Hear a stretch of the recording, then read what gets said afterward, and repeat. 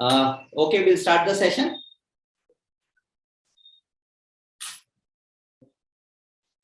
क्या प्लीज? या राकेश जी आप वीडियो ऑन कर लेंगे?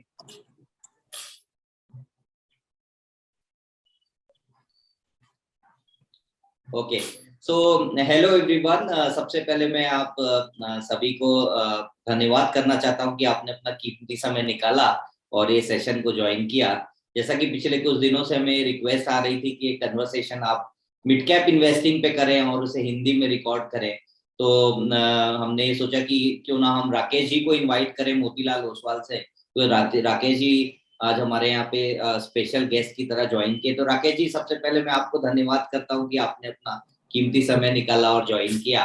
सो बेसिकली हमारी जो ऑर्गेनाइजेशन है IIF and PMS experts India, इसमें हम एक कन्वर्सेशन करते हैं जिसका शो का नाम है आस्क द एक्सपर्ट। तो आस्क द एक्सपर्ट शो में बेसिकली जो फॉर्मेट रखा जाता है वो ये है कि जो भी स्पीकर्स आते हैं उसे हम ऑन बिहाफ ऑफ इन्वेस्टर्स कुछ एक क्वेश्चंस करते हैं और हम कोशिश करते हैं कि उनका माइंड रीड कर सकें, कुछ डेटा पॉइंट जो हमारे इन्वेस्टर के साथ शेयर कर सके जिससे उन्हें मदद मिले उस सेगमेंट में इन्वेस्ट करने की। सो ज्यादा समय ना लेते हुए मैं आपको 2 मिनट का इंट्रोडक्शन देना चाहता हूँ। सो राकेश जी इज फ्रॉम मोतीलाल ओसवाल। उनका 17 साल का अनुभव है इन्वेस्टमेंट का और उन्हें मिड कैप स्पेशलिस्ट के नाम से भी जाना जाता है। और 17 ईयर्स में इसके पहले वो मोतीलाल ओसवाल में रिसर्च हेड करते थे, मतलब उनके समय पे उन्होंने काफी अच्छे मिड कैप आइडियाज आइडेंटिफाई किए जो कि आज मल्टी बैगर हैं। तो हमने सोचा कि आज उन्हीं से ही वार्तालाप की जाए और समझा जाए कि मिड कैप इन्वेस्टिंग होता क्या है। तो सबसे पहला क्वेश्चन है Rakesh ji on behalf of our investor कि मिड कैप इन्वेस्टिंग होता क्या है और आपका क्या नजरिया है इसे देखने का और कैसे हमें हमारे इन्वेस्टर्स को इसे देखना चाहिए? Mid cap investing is like any other investing. मतलब कहीं पर भी आप जब इन्वेस्ट करते हैं तो बेसिकली आपको कहीं पर भी इक्विटी में मिड कैप, देखो पहला है कि हम पर्सनली आई डोंट थिंक मुझे उस पर कोई अंतर करने को है कि mid cap, large cap, small cap. हम कंपनी को कंपनी जैसा देखते हैं, वैसा ही देखना चाहिए। और उसने पिछले 8-10 साल में क्या किया है उससे सबसे अच्छा आइडिया लगता है कि आगे 8-10 साल में वो क्या कर सकती है। अगर वहां पे आपने कोई भी धंधा शुरू किया और आपने उस धंधे में पिछले 8-10 साल में बहुत अच्छा नहीं किया है, सो अभी आप कुछ बोलोगे कि नहीं हम नया करेंगे उसमें अच्छा करेंगे, वो पॉसिबिलिटी मुश्किल है। मतलब इट्स लाइक कहीं पे आप जॉब करते हो या आपका कोई अपना बिजनेस है, आपकी कोई अपनी दुकान है, वहां पे आपने बहुत अच्छा नहीं किया है बट आगे आगे लगता है कि भविष्य हमेशा अच्छा ही होता। तो मतलब वैसा होता नहीं। Projections are always good but थोड़ा मतलब पास से आइडिया लगता है। तो पहला तो वो है। दूसरा, in mid cap there is an added layer of risk mid और स्मॉल कैप में कि कंपनी छोटी होती है, मतलब साइज छोटा है। आपको मतलब 1000 करोड़ से नीचे का टर्नओवर होगा, 100-150 करोड़ का प्रॉफिट होगा, वो मतलब इस टाइप का साइज होता है। तो उसमें अगर कुछ गलत समय आपके साथ आ गया देन इस चीज के चांस बहुत है कि कंपनी बंद हो जाएगी। वो मतलब it can go in a tail spin for another say 5-10 years. उसका कोई ये नहीं है। इसके लिए one should be more financially sound when you are putting money in small mid cap. One should be more financially sound. He should be more conservative. उसको पता है कि वो क्या धंधा कर रहा है, क्योंकि उसके पास मरने के चांसेस बहुत नहीं है। मतलब 1-2 बार में ही वो काम खत्म हो जाएगा। तो इसलिए वो एक ध्यान रखना पड़ता है। और तीसरा है, इसमें क्रुक्स बहुत होते हैं। मतलब अभी आप अगर किसी ने एक और SME प्लेटफॉर्म है, वहां जाके देखोगे तो बहुत सारी कंपनीज लिस्ट हुई, गायब हो गई। मतलब आप नीचे और जाओगे तो वो भी चांस होता है। तो इधर में यहाँ पे अगर आप गलत बिजनेसमैन के चक्कर में पड़ गए, गलत प्रमोटर है, तो पैसे पूरे डूब जाते हैं।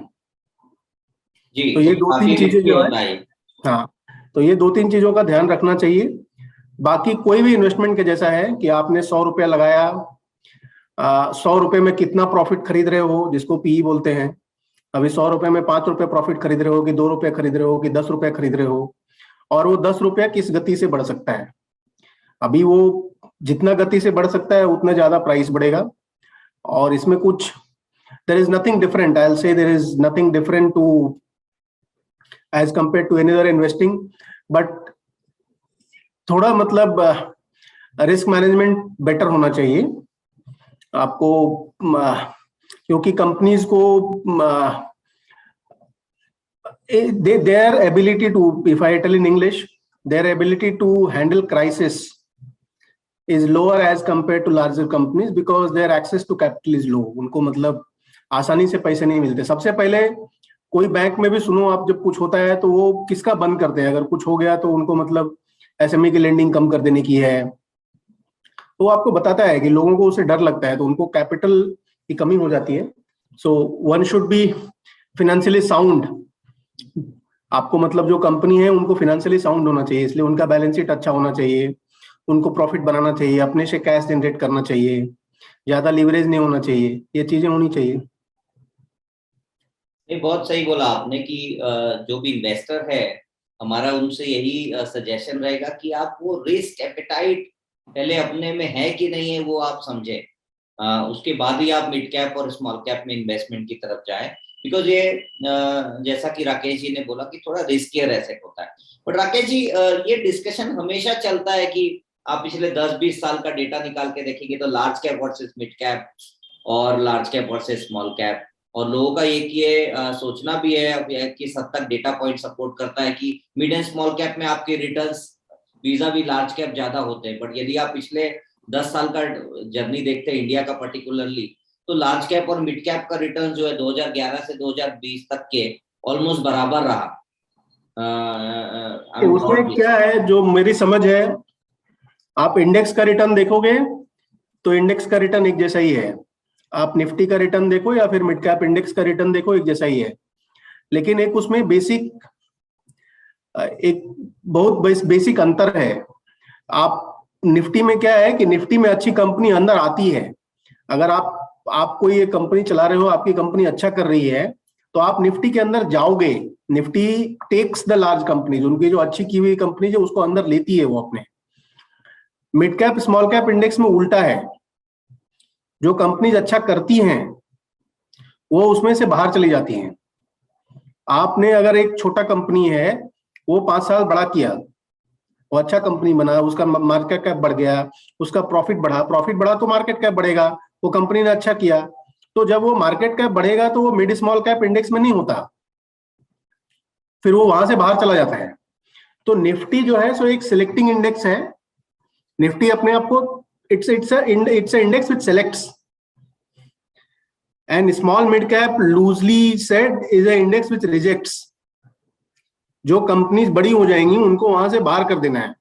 तो आप इंडेक्स का रिटर्न, तो इंडेक्स में सर्वाइवरशिप होता है, जो कंपनी अगर अच्छा है, आप वहां आ रहे हो, वो सर्वाइव कर रहे हैं, तो उसका इंडेक्स में रिटर्न बनता रहता है। बट आप अगर अच्छी कंपनी वहां से बाहर निकालते रह जाओगे, जो बड़ी कंपनी है वो बाहर निकल जाती है बीच बीच में, तो उसमें हमेशा एंटी सिलेक्शन है। तो इंडेक्स का रिटर्न जो है वो कभी भी मिड कैप स्मॉल कैप का जो यूनिवर्स का रिटर्न है उसको ट्रू रिप्रेजेंट करता है, मतलब अच्छे से उसको दिखाता है। ये जरूरी नहीं है, क्योंकि अभी मान लो आप अबॉट है, अबॉट स्मॉल कैप था 4-5 साल पहले, स्मॉल कैप इंडेक्स में था, अब तो बड़ी कंपनी हो गई ना, 2-3 साल पहले बड़ी कंपनी हो गई, तो अब तो स्मॉल कैप इंडेक्स में नहीं होगी। जी जी। तो आपको जब, लेकिन तो अब स्मॉल कैप इंडेक्स में नहीं होगी तो उसका रिटर्न भी नहीं होगा स्मॉल कैप इंडेक्स में ना, अब तो इंडेक्स में उसकी वैल्यू नहीं है, इंडेक्स में तो कोई छोटी कंपनी आ गई नीचे से। तो इसलिए इंडेक्स का रिटर्न आपको सही बताता नहीं है। इसलिए mid small cap is not a index investing.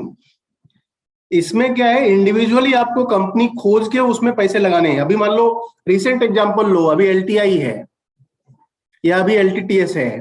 LTI तो लार्ज कैप हमारे अभी आंख के सामने बनी ना, 1-2 साल में 20-22 हजार करोड़ के मार्केट कैप से 1 लाख करोड़ का मार्केट कैप हुआ है, 1.5-2 साल में हुआ है। अभी ये मिड कैप इंडेक्स था, तो लार्ज कैप इंडेक्स में होगा, लेकिन अब वो मिड कैप इंडेक्स में नहीं होगा मतलब। तो लेकिन एलटीआई कंपनी तो है, अगर वो मिड कैप इंडेक्स में होती तो एलटीआई का परफॉर्मेंस उसमें दिखता ना। अभी कभी 40-50 हजार करोड़ पे वो उस मिड कैप इंडेक्स से बाहर चली गई होगी, लार्ज कैप में आ गई होगी। करेक्ट। तो जो कंपनी अच्छा करती है उसमें, वो वहां इंडेक्स से बाहर चली जाती है, तो उसका रिटर्न तो उसमें दिखता नहीं आपको इंडेक्स में। तो इसीलिए ये क्या है ना, इंडेक्स इसका कंपेरेबल नहीं है मेरे ख्याल से। Index return of large cap and index return of mid small cap, ये दोनों आपस में तुलना करने की चीज नहीं है। आप मतलब तुलना नहीं कर सकते, क्योंकि अलग अलग चीज आप देख रहे हो। निफ्टी में आप अच्छी कंपनीज का रिटर्न देखते हो, अच्छी कंपनी उसके अंदर आती है और वहां से अच्छी कंपनी बाहर चली जाती है, तो ये हमेशा स्टॉक स्पेसिफिक होगा। ये बहुत अच्छा आपने इंटरेस्टिंग डेटा बताया फॉर आवर इन्वेस्टर्स की जो बेंचमार्क का जो रिप्रेजेंटेशन है वो करेक्ट नहीं है दोनों में, तो इसकी जो तुलना करना है वो नहीं, रिप्रेजेंटेशन तो बेंचमार्क का वही है, बेंचमार्क रिप्रेजेंटेशन तो जो है सो है, लेकिन नहीं, बट कंपोजिशन चेंज हो जा रहा है आप बोल रहे हैं। हाँ, क्योंकि आप निफ्टी तो अच्छी कंपनी अंदर लेती है ना, बड़ी जो हो जाती है कंपनी उसको अंदर लेती है। यहाँ मिड कैप स्मॉल कैप में तो जो कंपनी बड़ी हो जाएगी उसको बाहर कर दोगे आप। तो इंडेक्स का रिटर्न अगर आप, मैं सेम इंडेक्स रखता जो कंपनी उसमें रह गई, तब तो कुछ और ही रिटर्न होता था ना, लेकिन वो डेटा नहीं बताता है। डेटा तो बताता है कि इंडेक्स का रिटर्न सेम ही है, क्योंकि वहां पे हमेशा आपको न्यू क्रॉप ऑफ कंपनी जाएंगी जो इंडेक्स में आती रहेंगी, और जो अच्छी बन जाएंगी उसमें से जो सर्वाइव कर गई वो वहां से बाहर निकल जाएंगी। निफ्टी में उल्टा होता है, जो सर्वाइव करते हैं वहां रहते हैं। अच्छा, दूसरा राकेश जी, कई बार ये क्वेश्चंस आते हैं कि आपके पास में अगर 100 रुपए हैं तो आप लार्ज कैप में कितना डालेंगे, मिड कैप में कितना डालेंगे, स्मॉल कैप में कितना डालेंगे। तो एज अ वेल्थ मैनेजर हमारा आंसर होता है कि चलिए एक एक्सरसाइज करते हैं, हम रिस्क एपेटाइट जानने की कोशिश करते हैं और उसके बेसिस पे करते हैं। बट कुछ इन्वेस्टर बोलते हैं कि सपोज मैं आपको 100 रुपीज देता हूँ मोतीलाल ओसवाल, और मेरा एसेट एलोकेशन मैंने कर लिया है, तो उसमें से आप फिर पूरा पैसा कहाँ पे डालेंगे? सर देखो, वो जैसे हम लोग ये फंड भी चलाते हैं, उसमें हम लोग 15-20% लार्ज कैप रखते हैं। हमारे पास जो फंड है उसमें रखते हैं। कारण उसका ये है कि ये जब पिछला 1.5-2 साल गया है ना, इसको क्या बोलते हैं ना कि आदमी का मेमोरी शॉर्ट होता है, तो आपको जो रिसेंट जो नई चीज है ना वो ज्यादा याद रहती है, पुरानी भूल जाते हो आप। तो इसलिए अभी आपको सबको अच्छा लगता है, जब ऐसी तेजी है तो 100 रुपया का 100 रुपया जाकर के आपको मिड स्मॉल कैप में क्यों नहीं लगाने का, ये लोग पूछते हैं। लेकिन आप ये देखो कि ऐसे बहुत सारा समय 2018 में था, उसके पहले 2016 में था, 2013 में था, जब स्मॉल कैप, और या इवन 2020 में मार्च में था। कंपनीज आधी हो जाती हैं, प्राइसेस मतलब 1 महीने में आधी हो जाएंगी। तो उस टाइम अगर आपके पास एक पोर्टफोलियो है, उसमें कोई लार्ज कैप नहीं है, लार्ज कैप में उतना नहीं गिरता, आप आधा स्टॉक बहुत कम होता है, बहुत ही रेयर इवेंट में आधा होता है स्टॉक, तो मोस्ट ऑफ द टाइम उतना मूवमेंट नहीं होता उसमें। तो आपने अगर 100% पोर्टफोलियो वहां रख दिया, मार्केट कैसा होगा, एक मार्केट का रिस्क भी होता है ना, कंपनी के अलावा एक मार्केट का भी रिस्क होता है। इफ मार्केट अभी कल आप समझो मतलब एक और वेव हो गया, कहीं इंडिया पाकिस्तान आपस में लड़ गए, किधर कुछ बम फट गया, ये जो मार्केट का रिस्क है ये कोई कंपनी पे तो नहीं है ना। तो उसमें क्या होता है कि जो छोटी कंपनीज है बाय डेफिनेशन ज्यादा गिरती हैं, तो उसमें आपके पास कोई लार्ज कैप नहीं होगा, तो पोर्टफोलियो तो होगा क्या, सब वापस आएंगे, सब अगर धंधा अच्छा चल रहा है सबके प्राइसेस वापस आते हैं, उसमें कोई प्रॉब्लम नहीं है। लेकिन इन्वेस्टमेंट रिटर्न और इन्वेस्टर रिटर्न दो अलग अलग चीज होती है। आप अगर वो जो गलत टाइम है ना आपके पास, वो साइकोलॉजिकली आप इतने मजबूत नहीं रह पाओगे कि उसमें उस गलत टाइम पे रहोगे। अगर आपका पूरा पोर्टफोलियो आधा हो गया तो आप सब बेच के भाग जाओगे। जो फंड मैनेजर भी है उसको तो क्लाइंट का पैसा है ना, अगर आपने आके रिडीम किया तो हमें तो बेचना ही है। तो आपके पास अगर थोड़ा वॉलेटिलिटी कम हो जाए तो गलत टाइम में आप स्टॉक पे रहोगे, वहां पे रहोगे आप। अदरवाइज आप पूरा अगर 100% आपने सोचा नहीं मुझे हर रुपए पे अपना रिटर्न मैक्सिमाइज करना है शॉर्ट टर्म में, तो नुकसान हो जाता है, क्योंकि आप गलत टाइम पे भाग जाओगे वहां से। इसलिए आप गलत टाइम पे वहां बने रहने के लिए जरूरी है कि आपके पास कुछ कंपनीज स्टेबल हों, जिनको हम स्टेबलाइजर्स बुलाते हैं, रहना चाहिए वो। तो वो अभी वो नंबर कितना है, 15%, 20%, 25%, वो आदमी के रिस्क एपेटाइट पे है। बट ऐसा नहीं बोल सकते कि नहीं होना चाहिए। और बाकी आप 50-50 रखो, मिड और स्मॉल कैप, ऐसा कुछ मतलब प्रॉब्लम नहीं है। मिड स्मॉल कैप को मैं कोई बहुत डिफरेंट कैटेगरी नहीं मानता हूँ। मिड कैप थोड़ा बड़ा होता है, उसको सर्वाइवलशिप ज्यादा है, वो सर्वाइव ज्यादा कर सकता है, तो आप 50-60% मिड कैप रख लो। छोटी कंपनीज को 25-30-40% के आसपास रखने की जरूरत है। ये कॉम्बिनेशन ठीक ठाक होता है। तो आप जो राकेश ये स्टेबल कंपनीज बोल रहे हैं, क्या ये मिड कैप में देखने को नहीं मिलती हैं? मिड कैप में देखने मिलती है, क्यों नहीं मिलती है, लेकिन मार्केट का बिहेवियर, क्योंकि उसमें लिक्विडिटी कम होती है। आप जो बड़ा पैसा है वो लार्ज कैप कंपनी चेज करता है, और वहां पे क्या है ना, फ्लोट भी कम है। मिड कैप में प्रमोटर के पास इंडिया में 50-60% शेयर होता है, तो उसमें आपने थोड़ा भी अगर किसी ने पैसा निकालने का डिसाइड किया तो मार्केट कैप जोर से गिर जाएगा गलत टाइम पे। कंपनी सब जगह स्टेबल होती है, लेकिन रिलेटिवली बोल रहा हूं मैं। Okay, so before we start the presentation, जो आज का टॉपिक है राकेश जी, उसके बारे में डिस्कशन करना चाहेंगे। और आज का टॉपिक है कि जो मार्केट करेक्ट हुआ है उसके बाद में मिड कैप और स्मॉल कैप का वैल्यूएशंस की आपकी क्या रीडिंग है, और आपको कैसा लग रहा है इस समय पे मार्केट, और एनी एनी डेटा पॉइंट्स आपको कुछ हाईलाइट करना है तो प्लीज हाईलाइट। सर देखो, one thing one should be, एकदम बिल्कुल ये याद रखने की चीज है कि आप, पिछले 10 साल हमारे खराब हुए हैं इंडिया में। 2010 से 2020 के बीच में अर्निंग ग्रोथ नहीं थी, मतलब 2-4-5% की अर्निंग ग्रोथ आई है, 4-5% की। फर्स्ट टाइम हम लोग 2021 में मेरे ख्याल से अर्निंग ग्रोथ देखेंगे जो 20-25% से ज्यादा होगी, काफी 10 सालों बाद। और मार्केट अर्निंग के पीछे चलता है। आपको मैं सिंपल एक हिसाब समझा देता हूं। इस साल करीबन 2022 के फाइनेंशियल ईयर में 670-80 की अर्निंग मेरे हिसाब से ट्रेलिंग 12 मंथ होगी, और फुल ईयर में 700 के ऊपर आएगी निफ्टी की अर्निंग। ये 510-20 थी, मतलब 1-2 साल पहले 500 का रेंज है 2-4 साल से। ये जो निफ्टी की अर्निंग है, और अगर आप एक चार्ट देखते हैं उससे समझ में आएगा। जी, शेयर द स्क्रीन। या ये आप देखिए, ये FY 2002 में अपना जो कॉर्पोरेट प्रॉफिट टू जीडीपी था 2% था। 2% से हम 8% गए 2008 में, और 8% से वापिस FY 2021 में 2% आए। इसी को मैं बोलता हूँ लॉस्ट डेकेड है ये आपको कुछ हुआ ही नहीं, nothing has happened, and this is what is moving up. ये जो है ना, ये 2% का, अभी किसी को अगर बेट लगाना है, ये 2%, कुछ लोग बोलेंगे 1% चला जाएगा, जिनको मतलब सब कुछ हमेशा खराब ही दिखता है, वो कुछ लोग बेट लगा सकते हैं कि 1% पे चला जाएगा। लेकिन जनरली क्या, लाइफ में ऐसा होता नहीं। एक रिवर्जन टू मीन बोल के कंसेप्ट है।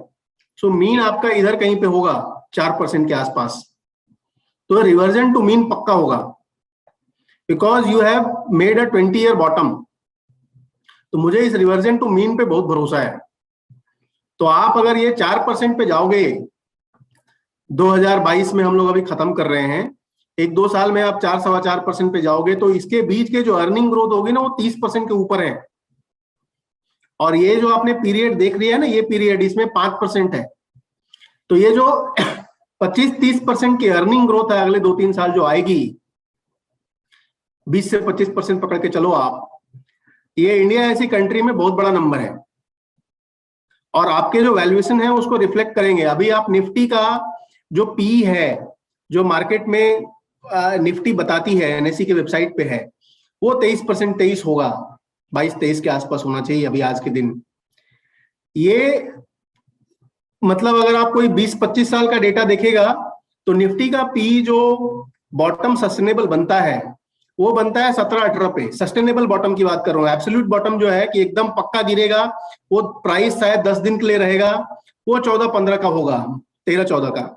लेकिन जो सस्टेनेबल बॉटम है, जो उसमें जाकर बाउंस बैक करके मार्केट कंसोलिडेट करता है वो 18 के आसपास है, 18-19, और पीक बनता है 28 पे, 27-28 पे। ये 20-25 साल की हिस्ट्री है।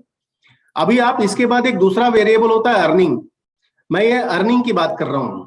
अभी आपके पास ये जो FY22 का कॉलम हम देख रहे हैं, इसकी अर्निंग आएगी 710-720 निफ्टी का EPS, और FY23 में वो नंबर लोग बोल रहे हैं 850 से 950 की रेंज है। हम 900 लेके चलते हैं। तो आप FY23 में अगर ट्रेलिंग अर्निंग निकालोगे तो उसका बॉटम है 18,000। FY23 में वो अर्निंग जब आएगी तो उसका बॉटम पिछले 25 साल की हिस्ट्री के हिसाब से 17 से 18,000 है, और उसका पीक होगा, आप जोड़ लो, मतलब 26-27 हजार के आसपास। तो आपकी ये रेंज है। आप अभी जो हो ऑलमोस्ट, मतलब वो बॉटम के आसपास हम लोग घूम रहे हैं, 500-700 हजार पॉइंट इधर उधर। तो ये, लेकिन मार्केट कभी भी अर्निंग ग्रोथ में ट्रेलिंग मल्टीपल पे नहीं चलता। इसके बाद अगर ये अर्निंग ग्रोथ एक साल और आई, जब FY24 के नंबर लोग लगाना शुरू करेंगे तो आपको फर्स्ट टाइम अर्निंग की अपग्रेड मिलेगी। पहले क्या होता था, हम लोग शुरू करते थे मान लो 500 रुपए अर्निंग से, एनालिस्ट शुरू करते थे कि 500 रुपए की अर्निंग आएगी इस फाइनेंशियल ईयर के एंड में। अभी जब वो फाइनेंशियल ईयर खत्म होता था तो 500 की जगह पे अर्निंग आती थी 480 की। अभी उल्टा होगा। अभी आप शुरू करोगे 700 से, 850 से, अर्निंग आएगी एक्चुअली 900 की, तो इसको बोलते हैं अर्निंग का अपग्रेड होगा। सो ये साइकिल अभी 1-2 साल चलेगी, बिकॉज ये अभी शुरू हुई है। आपको ये जो आप सेटअप देख रहे हो कि आप पूरा बॉटम बना लिया आपने 20 साल बाद, तो नाउ देयर बी, क्योंकि आपका डाउनग्रेड का काम हो गया। डाउनग्रेड तो आप सोच रहे थे कुछ उसके नीचे बहुत ज्यादा आता था। So that thing is done, that cycle is done. Now what I call reversion to mean, कि अभी आप उल्टा जाओगे। तो उसमें आपको हमने निफ्टी की ये रेंज बताई, ये पी है, ये अर्निंग है, और निफ्टी अभी यहाँ पे है। तो इस बेसिस पे आप सोचो तो आपको पता चलेगा कि आप बहुत ज्यादा पैसा डूबने को निफ्टी के मामले में नहीं है। दूसरी चीज क्या है कि small cap mid cap index जो है, सो निफ्टी के रेशियो में ही चलता है, निफ्टी के आसपास ही चलता है। तो निफ्टी का भी आप अगर समझ लो अभी 17-18 हजार निफ्टी है, 10 हजार के आसपास का स्मॉल मिड कैप इंडेक्स है, तो 0.6 का है रेशियो। ये रेशियो पीक बनता है 0.9 पे। तो आप अगर निफ्टी का पीक लोगे जो 24-25 हजार दिखता है, अगर ये अर्निंग आई तो स्मॉल कैप का इंडेक्स हो जाएगा यहां से डबल, क्योंकि आप 10-11 हजार पे हो। उसका पीक होता है 25 हजार के हिसाब से 0.922, तो मोटा मोटी आप यहां से डबल हो सकते हो। तो ये जो पिछला 1-1.5 साल में तेजी हुई है ना, इसके कारण लोगों को लगता है बहुत तेजी हो गई। लेकिन आप ये देखो कि 2018 का जो पीक बना था स्मॉल मिड कैप इंडेक्स का, वहां से आप कुछ 15-20% ही ऊपर हो, मार्केट बहुत ज्यादा ऊपर नहीं है। तो इंडेक्स सेंटिमेंट सेट करता है। वो सेंटिमेंट मुझे लगता नहीं कि यहां से कोई 2 साल का व्यू लेगा तो आप बहुत सारे पैसे डुबाने वाले हो, ऐसा मेरा पर्सनल ओपिनियन है ये सब डेटा देख करके। And that's the way we are trying to build a portfolio over here. जी, तो इस पीरियड में एक डेटा पॉइंट्स अगर आप देखते हैं 2009 से 2019 के बीच में वेरिएशन भी दिखा आपको अर्निंग डाउनग्रेड का, और इस समय पे लार्ज कैप कंपनीज को सेफ माना जाता है, और ये लार्ज कैप कंपनीज ने अच्छा भी किया। तो इस केस के हिसाब से जो आप दिखा रहे हैं, क्या ऐसा कहना उचित होगा कि इस समय पे mid and small cap companies Nifty के वीजा भी लार्ज कैप कंपनीज के वीजा भी थोड़ा अच्छा कर सकती हैं, क्योंकि वो हर डाउन साइकिल में आप पिछले 10-11 साल को अगर डाउन साइकिल पकड़ो तो लोग सेफ खेलना चाहते हैं। आप इवेंट्स देखिए, आपने मतलब 2018 से लेकर के या 2016 से देखिए आप, नोटबंदी है, फिर जीएसटी हुआ, फिर उसके बाद 2018 में 3-4 बैंक बंद हो गए, ये IL&FS है, यस बैंक है, काफी सारे क्राइसिस थे। अभी उसके बाद कोविड हो गया। तो ये इवेंट जो है, तो हर एक आदमी जो लिक्विडिटी है वो रिस्क वर्जन ढूंढता है। वो वैसे टाइम में उसको लगता है कि नहीं यार, अभी मैं जाकर के क्यों एक छोटा कंपनी खरीदूं? मेरे पैसे हैं, मैं आराम से एचडीएफसी बैंक में लगा के रखते हैं। वहां तो मुझे पता है ना कि कितना खराब होएगा, क्या हो सकता है, 25 साल 30 साल से है, तो वो एटीट्यूड हो जाता है। और अप साइकिल में एटीट्यूड होता है रिस्क टेकिंग का, पैसा रिस्क लेना चाहता है कि मैं अगर कहीं पैसे लगाए, अभी आप कहीं पर भी पढ़ो, जो आप ट्विटर हैंडल है ये है, उसमें आप देखो लोगों के आ रही स्टोरीज कि हमने 100 रुपए लगाए 1000 हो गए। तो ये एक वर्चुअस साइकिल है, जब इसमें पैसे बनने लगते हैं तो लोग रिस्क लेते हैं। तो अभी ये साइकिल का मैं नहीं बोलूंगा शुरुआत है, शुरुआत हो चुकी है, बट हम लोग कहीं पे बीच से थोड़ा पीछे हैं, और इसमें बीच बीच में ना ये सब कंसोलिडेशन होगा। जो भी हम देख रहे हैं 150 पौने 200% की रैली हुई है, तो ये बीच में 3-4 महीने चलेगा, ये जरूरी भी है, इससे बेस बनता है। बट अर्निंग पे one should be having a very clear focus on which are the companies, आप कौन सा कंपनी खरीद रहे हो, वो कितने पैसे बना सकती है, किस भाव पे मिल रही है, 3 साल 4 साल बाद की उस कंपनी की अर्निंग क्या हो सकती है, और आप कौन सा भाव अभी दे रहे हो। ये जो बेसिक्स है ये कभी नहीं बदलता। लिक्विडिटी उसमें आपको हेल्प करती है। तो अभी लिक्विडिटी अच्छी है, अप साइकिल है, अर्निंग अपग्रेड हो रहा है, तो इस चीज का अच्छा चांस है कि आप मतलब छोटी कंपनीज में अच्छे पैसे बनाओगे। सॉरी। तो अभी आप कोई प्रेजेंटेशन शेयर करना चाहेंगे, एक एफएमएस का जो आपका जो फोकस मिड कैप स्ट्रेटेजी जो आप रन करते हैं एमसी में, उसके बारे में हमारे इन्वेस्टर्स जानना चाहते हैं।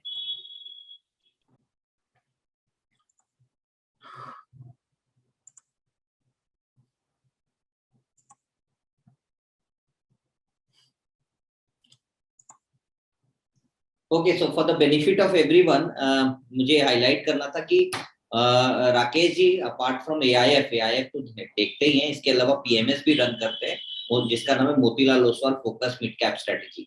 और पिछले कुछ दिनों में देखने को मिला, जब से स्ट्रेटेजी स्टार्ट हुई है, it has really done very well, मतलब काफी अच्छा परफॉर्मेंस देखने को मिला है।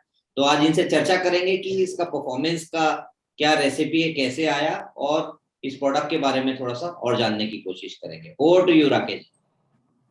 सबसे पहले तो ना क्या कि ये डेटा आप लोग अच्छे से देखिए, ये एज ऑन 31 मार्च 2020 है, ये जानबूझ के हमने रखा है। अभी हम रखेंगे तो ये और ज्यादा अच्छा दिखेगा, लेकिन 2020 मार्च जब मार्केट बहुत अच्छा नहीं था, मतलब आपको कोविड हो गया था, मार्केट गिरा हुआ था, उसके बाद भी अगर आपने 5 साल का ये रिटर्न देखा तो ये डेटा कैसे अरेंज्ड है आप ये देखो। मोर देन 10x, 251 से 500 नंबर की कंपनी, जो सबसे लास्ट कॉलम है। फर्स्ट कॉलम है एब्सोल्यूट रिटर्न्स की रेंज, मोर देन 10x। 251 से 500 में 8 कंपनीज थी, मतलब 250 में 8 कंपनी 10 गुनी से ज्यादा हो गई 5 साल में। 5 से 10 गुना में 251 से 500 में 13 कंपनी थी। 3 से 5 गुना में 251 से 500 में 21 कंपनी थी। 2x से 3x में 32 कंपनी थी। 2x में 34 कंपनी थी। आप अगर ये समेशन करोगे तो टोटल 250 कंपनी में 30-30, 60, 80, 90, करीबन 100 कंपनी है, मतलब 40% 40% प्रोबेबिलिटी है जो अब पैसा मिनिमम डबल करता है। ये पीरियड क्या है इसका डेटा का? 2015 से 2020, इसलिए मैंने बोला एज ऑन 31 मार्च 2020 लिखा है उसमें। जी। तो ये 5 साल का डेटा है। क्वेश्चन इसमें ये है कि ये जो है डेटा मंदी का है, ये तेजी का डेटा नहीं है। तेजी तो 2020 से शुरू हुई, सबको पता है। तो इसलिए इंडिया में क्या है ना कि आपने अगर कंपनी पे फोकस रखा, मार्केट कैप से ज्यादा कंपनी पे फोकस रखो आप, तो क्या large cap, mid cap, small cap से अच्छा क्या है कि आप कंपनी पे फोकस रखो। आपको गलत टाइम पे भी पैसे बनते हैं। जब अच्छा टाइम में तो पैसे बनेंगे ही, अच्छे टाइम में तो सब जगह पैसे बने ना। अभी मतलब आप अगर आप अभी पिछले 1000 कंपनी का डेटा निकालोगे, शुरू के 1000 कंपनी का, तो 60-70% कंपनी होगी जो डबल से ज्यादा हो गई होंगी पिछले 1.5-2 साल में। बहुत सारी कंपनी है जो 7-8 गुना हो गई हैं। तो मैं बोल रहा हूँ कि कंपनी पे फोकस रखिए। आप अगर गलत टाइम पे हैं तो भी पैसे बनाते हैं, अच्छे टाइम पे हैं तो पैसे बनते हैं सब जगह पे। तो ये इसलिए मैंने डेटा 15 से 20 का दिखाया जो मंदी का समय था। तो ये पोर्टफोलियो जो भी है इसका यही मतलब that is the mandate that आप अच्छी कंपनी में पैसा डालिए, 5 साल 6 साल का व्यू रखिए and try to multiply the money. आप स्टॉक वाइज पैसा जो है सो मल्टीप्लाई करने का ट्राई कीजिए। तो that's the mandate the portfolio has. Now come in that light, ये पोर्टफोलियो हमने 2019 नवंबर में शुरू हुआ है, तो अभी एग्जैक्टली 3 साल हो गए पोर्टफोलियो को, नहीं 2 साल हुए अभी। तो आप 2 साल में ये पोर्टफोलियो किसी दूसरे पोर्टफोलियो का रेप्लिका बोल के हमने बनाया था, क्योंकि वहां पे कुछ रिक्वायरमेंट थी, कुछ इन्वेस्टर्स नए लाने थे, वो पोर्टफोलियो बंद हो गए तो हमने रेप्लिका क्रिएट किया था। That was the genesis of the portfolio and this is what has happened. Some of the calls on, इसलिए मैं बोलता हूं कि सेक्टर से ज्यादा क्या है ना कि कंपनी अच्छी है बुरी है उस पर ध्यान दें। तो हमने 2 बड़े कॉल लिए। एक तो जब कोविड हुआ कि आईटी चलेगा, क्योंकि आईटी में क्या है कि हमारा सारा काम, हम लोग डेली ऑफिस आते थे और 15 दिन के अंदर हमें सबको घर पे जाना पड़ा, बट काम का किधर भी नुकसान नहीं हुआ। काम वैसे ही चलता रहा। तो वो बिना आईटी के तो पॉसिबल नहीं था, और आईटी की कंपनीज बहुत सस्ती मिलती थी। अभी लोगों को लगता है बहुत महंगी हो गई हैं, बट 2020 में और 2015 में, 2016 में, 2014 में टीसीएस एक टाइम 5% यील्ड पे हुआ करता था। तो कंपनी सस्ती थी और हमने ये देखा कि हम उसके बिना रह नहीं सकते, तो हमने थोड़ा कॉल वहां पे लिया। And these are some of the returns, like आपके पास मास्टेक परसिस्टेंट होगा, इसमें एलटीटीएस है, बिरला सॉफ्ट है, एल&टी इन्फोटेक है, जिसका हमने पहले एग्जांपल दिया कि वो मिड कैप से लार्ज कैप बन गई। अभी भी कुछ कंपनीज जैसे मास्टेक स्मॉल कैप में ही 10 गुना हो गई, या परसिस्टेंट सिस्टम्स है अभी मिड कैप बनी है, हमने स्मॉल कैप में लिया था। तो ये एक सेक्टर है जहां पे पैसे बने और अभी भी still doing very well. Means in this fall they have fallen the least. मतलब आप देखो इंडेक्स गिरा है 5-6%, वो लोग नहीं गिरे हैं। So and there now they are saying, if you read newspapers, आप ये देखिए जाकर के कि क्या हो रहा है। सिमिलरली एक दूसरा थीम है मैन्युफैक्चरिंग का, जिसमें हमें लगता है इंडिया से काफी एक्सपोर्ट होएगा। तो उसकी कुछ कंपनीज हैं, डिक्सन है, या फिर हमने उसमें एम्बर लिया है, या फिर उसके अंदर इवन ग्लैंड को भी मैं मैन्युफैक्चरिंग कंपनी मानता हूं। तो ये सारी जगहों पे that is the theme which has played well. So लेकिन एक तो डिक्सन वगैरह नई कंपनी है, बट जो पुरानी कंपनी है परसिस्टेंट्स वगैरह, आप मतलब कुछ 10 साल पुरानी कंपनी है, लिस्ट हुई थी। मास्टेक कुछ 30-40 साल पुरानी कंपनी है। तो आपने अगर अच्छी कंपनी में पैसा लगाया, आपको अगर टेलविंड मिल गया सेक्टर का, वैल्यूएशन का, तो आपके पैसे मल्टीप्लाई हो सकते हैं। So that is the concept on which the portfolio is built and this is the philosophy to keep following. यहाँ पे और कोई मतलब कि I am not going to do anything else. We shall keep gunning for companies who can multiply money, they have decent balance sheet, good business models, आपको अच्छे भाव पे मिल रहे हैं, वैल्यूएशन सस्ता है, वैल्यूएशन रीजनेबल है। सस्ता तो अब कुछ नहीं है, बट अगर रीजनेबली वैल्यूड है, आपको ग्रोथ वहां पे है, तो हम वो कंपनी ढूंढते रहेंगे, उसको इस पोर्टफोलियो में लगाते रहेंगे। ये पर्पस है।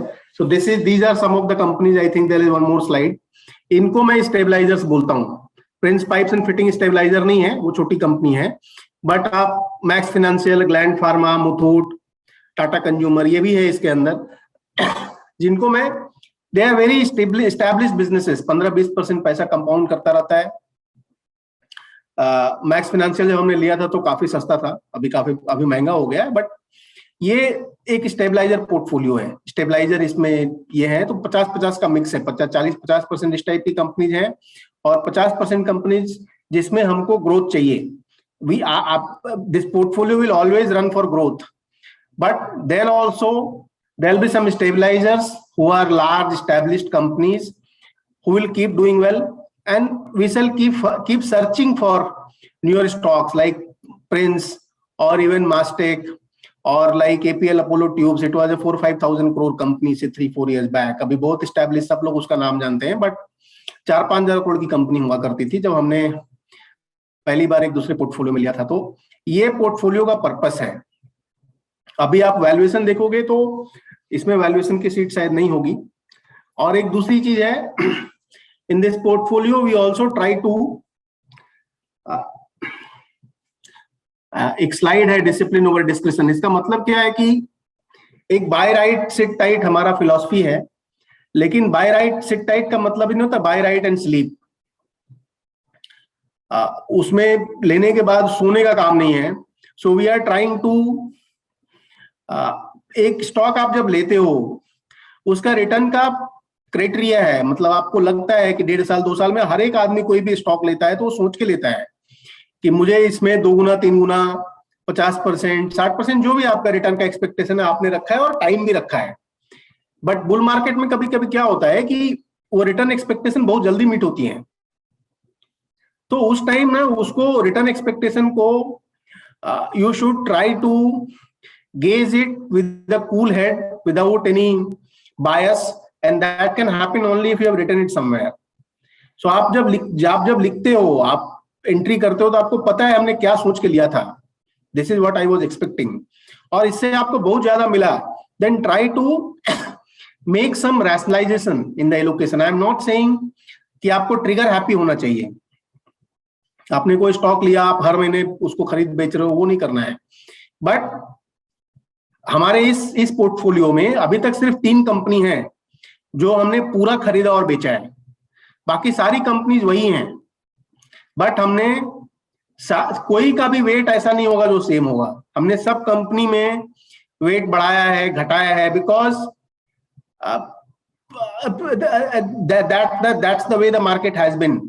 सो वो हम करते रहेंगे। हमें अगर पैसा मिलेगा, जरूरत से ज्यादा मिलेगा, we are going to take some money out from the table, and don't be afraid of keeping cash. So this portfolio keeps some cash also always, because execution in PMS is now a challenge. It takes 3 days to execute. So ये basically construct है. So there are 2-3 things one should always keep in mind. This portfolio will always run for growth. This portfolio will look for companies where money can be multiplied.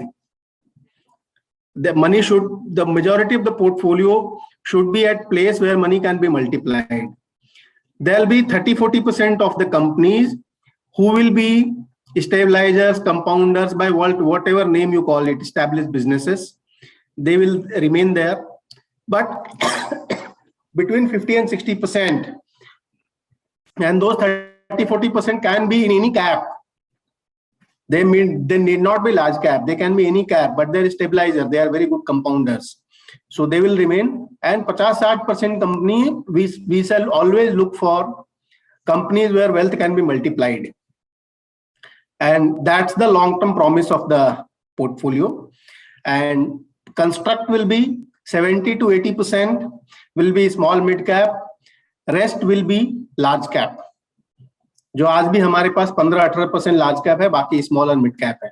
So that's the way, it will be sector agnostic. मुझे कोई sector पे मुझे मतलब ऐसा कुछ नहीं है कि मैं ये सेक्टर नहीं खरीदूंगा या लूंगा, पक्का ही लूंगा, ऐसा मेरा कोई फिक्स माइंडसेट नहीं होता।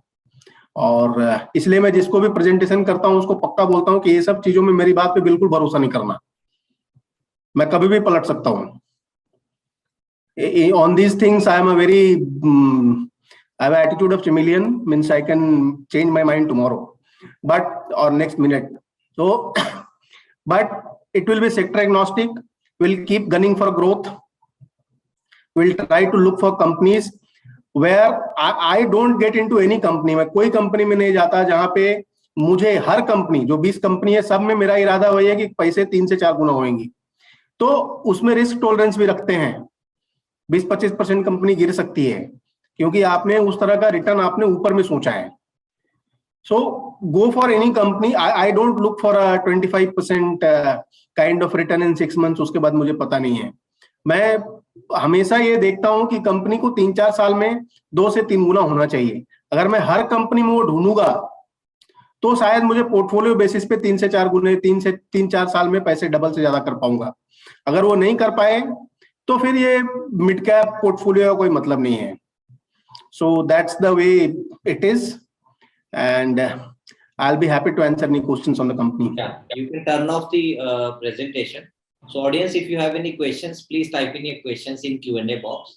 In the meantime, Rakesh ji, so कभी ऐसा होता है कि आपने किसी कंपनी का चुनाव किया और आप पे डिसअपॉइंटमेंट मिला कि आपकी अर्निंग एक्सपेक्टेशन इतनी थी जो बहुत बार होता है यार, हमेशा ज्यादा वही होता है. मतलब वो that's a part and parcel of the game. अभी जैसे इसमें हमारे पास LIC हाउसिंग है, हमने बहुत सोच समझ के लिया था. बहुत सस्ती है कंपनी, इंडिया का दूसरा सबसे बड़ा हाउसिंग फाइनेंस NBFC है. काफी सारी कहानियां हैं, बट कुछ नहीं हुआ है जी. इसी पोर्टफोलियो में है. तो मास फाइनेंशियल है, फाइनेंशियल में बहुत जगह पे नहीं हुआ है. तो एग्जांपल देना आसान है. अभी जैसे एम्बर भी, हमने एम्बर में पैसे बनाए हैं, स्टॉक ने पैसे बनाए, बट अर्निंग डिलीवरी नहीं हुई है अभी तक. स्टॉक ने पैसे बनाए हैं बट अर्निंग डिलीवरी नहीं हुई है, क्योंकि अर्निंग डिलीवरी के लिए क्या है कि लॉकडाउन लग गया दो बार उसके सीजन चले गए. सो stock has done well but earning delivery has not happened. So that's always the case. उसमें कोई मतलब नई बात नहीं है. All right, so this question which is coming from Mayank, he is asking that कि क्या यस बैंक एक्यूमुलेट करना चाहिए 5 साल के व्यू से ये लेवल पे? यार ये सब जानते हो, बड़ा मतलब these are very popular questions. मुझे यस बैंक में ही पैसा बनाना जरूरी है क्या? मतलब आप अगर मतलब बैंक है अल्टीमेटली, पैसे तो पैसे में भी बनेंगे. अगर आप, मुझे लगता है बैंक में बड़ा बैंक जो है ना वो ज्यादा स्टेबल होगा हमेशा. यस बैंक का क्या है कि मार्केट का भूत है. आपकी आवाज कट रही है राकेश जी, आवाज आपकी कट रही है. या ऑडिबल नाउ? या बेटर. यस बैंक में लोग प्राइस देखते हैं, मार्केट कैप भूल गए. यस बैंक का मार्केट कैप बहुत है. तो one should not focus only on that price of 2 digit. One should also look at the market cap. Market cap is not small in Yes Bank. उस price पे आपको दूसरे अच्छे banks भी मिलते हैं, वो देखना चाहिए. हमारे पास पोर्टफोलियो में है नहीं, मैं कोई डेफिनेटिव कमेंट नहीं करूंगा, लेकिन मार्केट कैप पे ध्यान दीजिए. सिर्फ 2 डिजिट के प्राइस पे नहीं जी. और इसमें एक चीज मैं और भी बोलना चाहूंगा, बिकॉज मेरी अपॉर्चुनिटी मुझे मिली थी कि मोतीलाल ओसवाल एएमसी में मैंने जॉब किया, और जितना मुझे जाना है मैंने मोतीलाल ओसवाल में कि एक ड्यू डिलिजेंस प्रोसेस फॉलो होता है जिसे बोलते हैं QGLP, क्वालिटी ग्रोथ. और जिसके हिसाब से ये कभी नहीं हुआ कि यस बैंक कभी भी पोर्टफोलियो में एंटर कर पाया. कभी नहीं आया. तो ये जैसा कि राकेश जी ने बोला कि प्राइस तो एक एस्पेक्ट है, बट प्राइस को ही नहीं ध्यान देना, हमें ये भी देखना है कि वो क्वालिटी, ग्रोथ, लॉन्जिटिविटी, ये सारे पैरामीटर पे बैठता है कि नहीं, क्या है उसमें इंटीग्रिटी इशू था क्या, वो पूरा क्लीन अप हो गया है क्या, अभी आगे चल के कैसा चलेगा, सेटल हुआ है क्या. ये सारी चीजें देखने के बाद ही इन्वेस्ट करना चाहिए. और इस मामले में मुझे लगता है कि जो मोतीलाल ओसवाल ड्यू डिलिजेंस करता है जिस लेवल पे, उस लेवल पे आपको बहुत कम प्लेयर मिलेंगे जो ये लेवल तक फॉरेंसिक रिसर्च रिपोर्ट चेक करते हैं. तो थैंक यू राकेश जी, आपसे बात करके मौका मिला, बहुत कुछ सीखने को मिला. बहुत अच्छा सा डिस्कशन रहा मार्केट के बारे में, मिड कैप इन्वेस्टिंग सीखा क्या होता है, स्मॉल कैप इन्वेस्टिंग के बारे में जाना, रिस्क रेपेटाइट के बारे में हम लोगों ने डिस्कशन किया, क्या क्या लेवल पे रिस्क हो सकते हैं, कितना वोलेटाइल हो सकता है पोर्टफोलियो, उसके बारे में बात किया. आपने ग्रोथ बताई कि कैसे ग्रोथ आप खोजते हैं, कौन से सेक्टर में आपने इन्वेस्ट किया है.